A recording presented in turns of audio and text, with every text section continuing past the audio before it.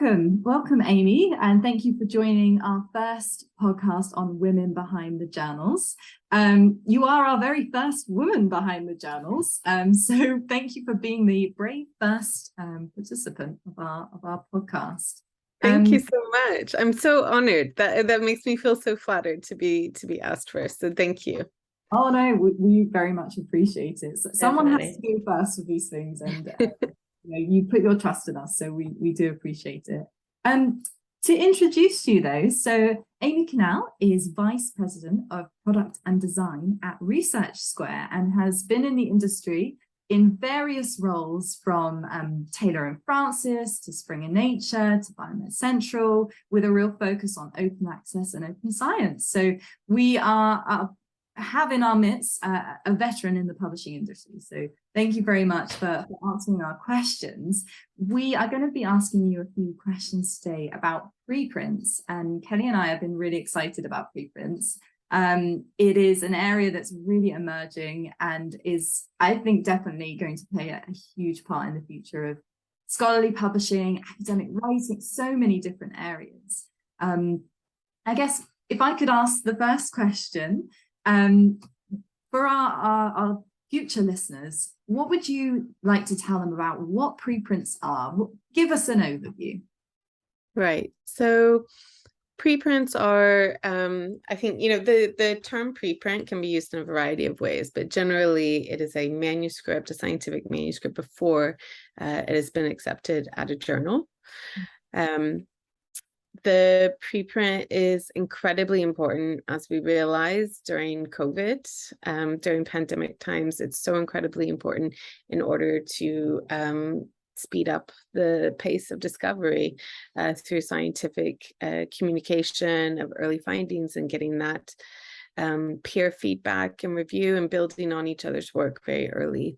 And I think, COVID was exciting because it showed us exactly the potential behind that. Absolutely. When you say it showed us the potential, what do you mean by that? So, I mean, if you think about, I should have grabbed the number before I came to this, but so normally a vaccine would take years to develop, right?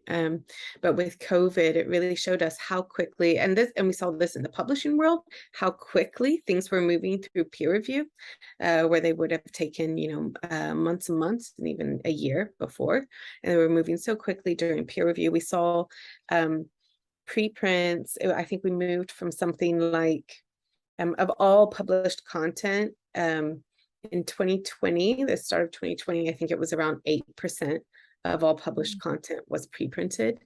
If we just look at the COVID cohort of publications, it was something more like 30%, a little over 30%. So, and doing that allows research to speed up, if there's a fault with some findings, to be found quicker, to be built on if it's research that people want to build on, and eventually that leads to faster health outcomes for all of us. And that's the core reason we do scientific publishing. Yeah, I think COVID really did help us to highlight the benefit of preprints, but I think it also kind of identified a bit of a problem possibly with preprints, in that we all know, and most researchers will be familiar as well, with the fact that they are not peer reviewed, and so they almost need to be taken with a little bit of a pinch of salt. But I think we saw during COVID that maybe this was a form of publishing that journalists and the media and the public weren't so familiar with, and were perhaps taking that as a fully published article. This is fact, and it hadn't yet been peer reviewed. So I think there was two sides to that coin, wasn't there, really? Yeah, I would say a couple things to that. Really, like, it highlighted a general problem that I think a lot of us in the open science space who have been dealing with open access, where we got that same kind of response. People shouldn't be able to read this if they're not scientists, Yeah. So it highlighted something that I have seen for a long time around more open publishing, and that is, this idea that the public has, the general public has, which is like, if it is published in a journal, it is scientific fact. That's not how science works. No. Any researcher will tell you that's not how science works, right? You know, and it's unfortunately, like, you know, if you work in publishing and you know how to read science, you'll go and you'll look at the study, you'll see the number, you'll look at it in a way that you understand, okay, here, this is how seriously I should take this. But I think the general public, they see a study and then that's scientific fact. And yeah, that's a huge problem right now. And preprints, you know, that's why it became even more of a problem. I would say, you know, one of the things we did notice, I mean, multiple studies have shown, is something does not actually change that much from preprint. That's very true. Right. Yeah. So, and that kind of highlights back to that point, you know, just because something is published, just because a peer reviewer looked at it, does not mean it is fact. Things have to be replicated multiple times for us to understand really, and, you know, seen over decades sometimes, for us to understand the true impact of it. Yeah, and also, you know, papers can still get retracted even after they have been peer reviewed and published. So it does happen both ways. So yeah. I mean, I remember once seeing, it was right when we launched Research Square, and it was like a week or two after, and something in Nature got retracted, and it was for a small error, just a small error in the data analysis. And I remember the person who found it, the researcher, said, as soon as I saw that, I immediately, like, I stayed late at the lab and I reran that data, because I was like, that can't be right. And I found this error. And I thought, because he was so interested just in the paper itself. And I thought, what if that reader who was so interested had seen it as a preprint earlier on? Think of all of that wasted energy of sending it through peer review, of getting it published, of the money spent on it, if they could have fixed that beforehand, because they would have seen it as a preprint. You're almost saying that if we can have it as a preprint, then we can actually improve the quality of the research at an earlier stage, and actually later on we have more trust when it is actually, you know, properly published as such. I think that's so interesting, because there is that criticism that, oh, you know, we're putting out this, as we've talked about, research that hasn't been verified, but actually in the longer term, preprints can help to improve the quality of research. And I think that's such an interesting take on it. I did have just a funny example of a relative who sent me an article to the Daily Mail. First off, Daily Mail, not a good idea.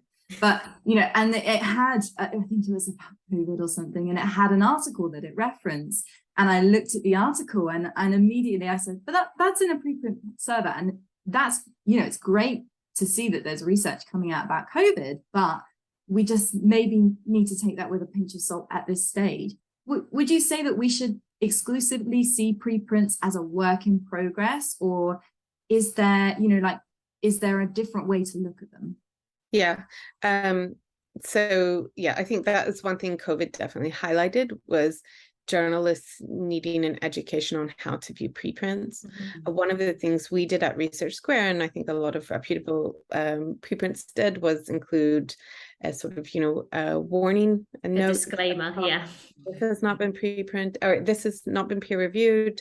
You should not, you know, use this for health outcomes or clinical decisions. Yeah. And here's a link to the final published version when we have it. So yeah, in terms of the work in progress, though, I would say we should view almost all science as work in progress, right? We are constantly learning. We know what we know now, and what's, you know, the decisions we are based off only what we know now, and what is the next best thing based on what we know, right? All science is a work in progress, and preprints are, you know, one small part of that communication of research, in my opinion. I think I don't know where I found this piece of information either, so we've all come without sources today, but I believe that most preprints are submitted pretty much immediately before or at the same time that they're submitted to journals. So this is the same level of like the same standard as they considering acceptable for publication in a journal, or at least for peer review. So it's not too far off, and that kind of goes to what you said about they're not changed too significantly from when they're posted on a preprint server compared to when they're ultimately published in the journal. Yeah. I think that leads really nicely onto a question that I sort of have burning for Amy. I have heard that the future of publishing, and it's an interesting concept, but the future of publishing will be very fluid, and that maybe journals won't even exist, and that we have some sort of fluid publication where traditional journals, impact factors, indexing, these kind of things maybe won't exist. You know, what are your thoughts about that, and the way that preprints will play a role in that? Yeah. I can't see how there's so much friction in the current publication process. I cannot see how it cannot change, right? Maybe this is because I worked closely with the Nature brand at one point, and I've seen how researchers and funders even react to the word nature. I don't think there are some journals that I think will never go away, and I think the Nature brand is one of those. So I think what we'll probably see in the future is, some really high-end brands like the Nature journals will continue, but there will be at maybe a level, maybe the, for example, Sound Science level, or maybe just above that, that kind of will get to a point where funders, universities are okay with accepting that as not having gone through peer review, or maybe having gone through a set of checks, quality checks. We know that AI is improving every day. Right now, we can, for example, we can do a huge amount, so I know this is a separate thing from peer review, but we can do a huge amount with some of our language machine learning tools at Research Square. It is advancing incredibly quickly. Eventually, that will get to be, we will have tools that can do that for things like methods, to understand methods completeness, whether or not the right statistical checks were done, things like that. We're nowhere near that now. We've experimented with it at Research Square. We're just not near it. Maybe for clinical science we're closer, but anyways, we will get to a point, I think, where we can understand just with machine learning the completeness of an article, in terms of ability to reproduce an article and that kind of standards. And will there be a point at which that, and maybe an editor looking at something for, an hour is enough, and then community feedback? Probably. I would be shocked if we don't get there, because that versus 360, or what is it, like 140 days is your average time in peer review? Yeah. Across the industry, yeah. It's so long. Well, you just reminded me recently, talking about AI, and this is slightly off piece and more of a comment than anything. I just saw in the news that an artist entered a piece of work into an art show, which was created by AI, and it won the art show over other artists. And I just thought, wow, is this the future of science? Is this the way it's going to go? When we think about journals and the way that papers are written and the way that scientists work, who knows? But and there was something recently, I forget where it was published. I'll find it and send it to you, Robyn. But there was something recently about someone using GP3 to produce a scientific paper, and it's in peer review. The article, but we've been experimenting. There are loads of abstract tools that do that, right? They generate the abstract, and we've seen that for years, and people are completely comfortable with it. One of the things we've recently experimented with is a tool that can do that for more than just the abstract. It can do that for the results, for example, and the introduction, etc. And my reaction at first was, oh my gosh, this like research integrity, ethics, head spinning. And then I thought, no, because actually people got comfortable with us doing this already. We'll probably get there. Small steps. I think it's still very scary for a lot of scientists, and if there are academics and scientists listening, I don't think we're there yet. So we're not No. really, but certainly the trials are underway. Yeah, you mentioned before how you thought like certain journal brands like Nature, for example, will probably also exist, always exist, and I think it's probably true. At least they're not going away anytime quickly. But I do think there's a conversation around the idea of separating peer review from publishing, and also separating the curation of published content from the publication venue itself. So perhaps we can move to a place where, you know, things are posted as a preprint, are peer reviewed either on that server or through another service, because there's a few of those that have popped up as well that are completely disconnected. And then these journals act more as curation of content that was actually originally hosted elsewhere, instead of being the place where all of that process happens. Yeah, that exactly. sounds like it might be a viable option going forward. Yeah, definitely. I think so.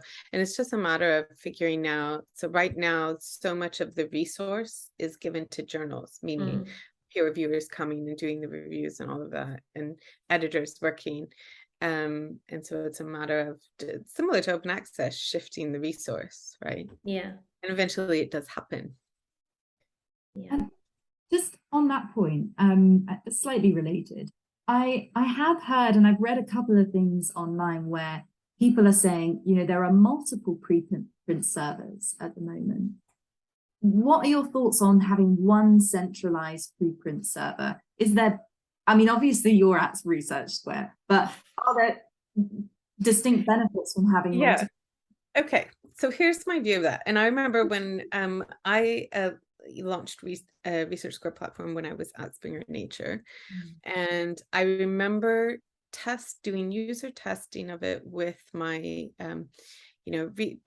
authors who had been on journals, or editors who I'd known over years, and I remember testing it, and they loved it because it is a gorgeous, well-designed preprint server. Dare I say the best? But so they loved it, but they would often end with there were certain ones who would say, but really we just need X, you know, you don't want to have more than one. And my view of that is, you know, okay, if someone said that to around a journal, you'd be what? Like, let's imagine we only want +1 or scientific reports or something like that. That's crazy. You know, it's not aligned with how people search for research to begin with. Nobody goes directly to a preprint server just looking, right? Nobody goes directly to a journal looking. Most people go through Google Scholar, or some kind of notification system, or PubMed. So it's not really aligned with user behavior. I also, you know, I'm always skeptical of too much control and power being put in one place. And I wouldn't want to rely on any one company, whether it nonprofit or for-profit, etc., any one company to be the sole source of innovation for a product. Yeah, I agree. I think, you know, making, whether it's 1 or 7 or 100, the key there lays with the indexation and where these sources are in the different search engines like Google, or like, you know, Web of Science or Scopus, for example. So I think as we see more of these, more variety in different models of publishing, we're going to need to see a level of flexibility from these indexing, these bibliographic databases, in being able to include different types and different formats of publishing within them. I think that's kind of the next place, I think, for development. You are starting to see that. So for example, like your PMC have been indexing us for a while, and it's working on that as well. Yeah, well, F1000 as well, right? So we publish the articles kind of similarly to a preprint whilst they undergo peer review, and there's some indexers that we work with that will take all of that content, and others that will only take it once it's reached the threshold of having passed peer review. So yeah, which is sometimes confusing for our authors as well, if, you know, why is that article being sent and this one isn't? So yeah,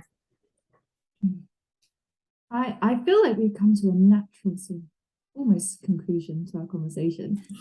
Kelly, have you got any other questions that you would like to ask Amy? Otherwise, I have one final question. I'm reserving it to you. I had one because I noticed that alongside being the sort of preprint server that we all know and love you for, you now have a whole bunch of other sort of add-on services that you offer to authors. And one of those that really spoke to me was about communication and promotion of the research sort of further than the scientific community or the expert community, at least. I think there's been a lot more pressure put on researchers over the last few years to try to communicate their research to a non-expert audience. And I'm not really sure whether it's fair to ask them to be able to communicate it in that way when they've been so sort of indoctrinated into communicating science in a somewhat inaccessible way for many, many years. So yeah, I just wondered if you had anything to say about those sorts of services that you guys offer and how much uptake you get, or yeah. So those are some of my favorite services. They are really, they're kind of blue sky in that they haven't really completely found product market fit yet. Okay. However, I think that's somewhat a logistical issue, and we're exploring trying to understand this better. However, they are one of my favorite products because users love them. The users that have them love them. Here's an example. Their net promoter score is around 97. Wow. That's insane. Yeah. It's insane, right?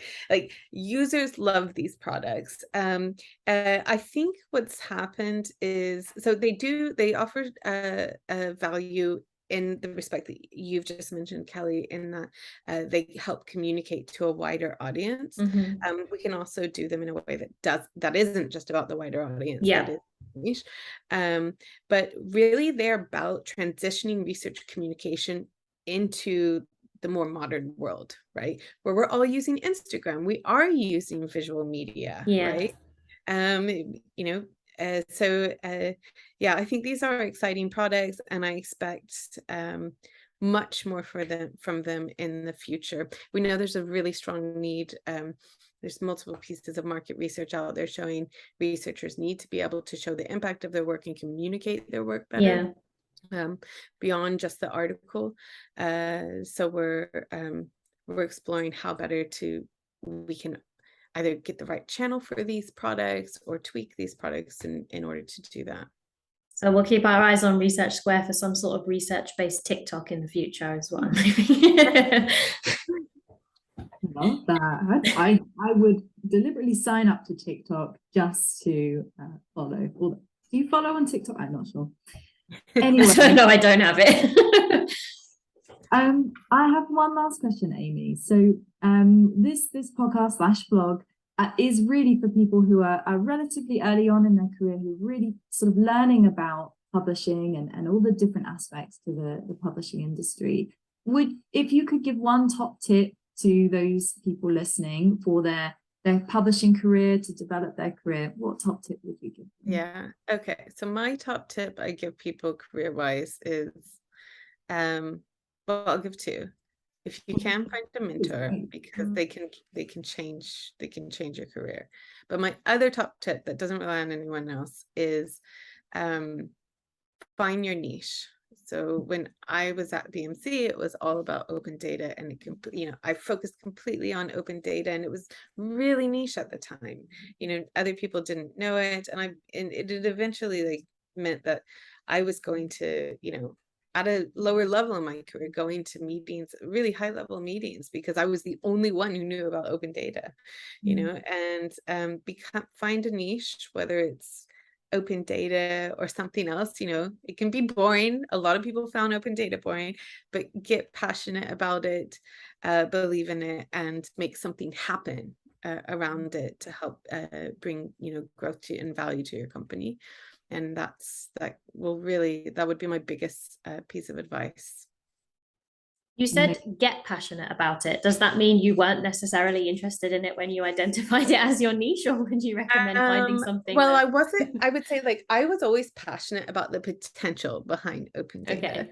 So I tend to be more of high level vision, and that's where I start. And there's amazing vision behind open data, what it can do, the potential for it, right? And I always bought into that. But there's some really once you get into it, the details, it's a lot about metadata, standardization of data, and things that, you know, some can find quite boring, but, you know, if you really dive into a topic, you can become, you know, passionate about it, you know, even those boring, more mundane aspects, because you understand their importance to the larger vision. So that's kind of what I was referring to. I think that's really wonderful advice to finish on. Find your niche. I think that's really lovely advice to give to people. So thank you so much. And thank you for being the first woman behind the journal on our podcast / blog, Women Behind the Journals. I think we will end there today. Thank you so much, Amy. Thank you so much for having me, and best of luck. I'm looking forward to watching the podcasts to come. Excellent. Thank you so much. It was lovely to meet you and chat to you today.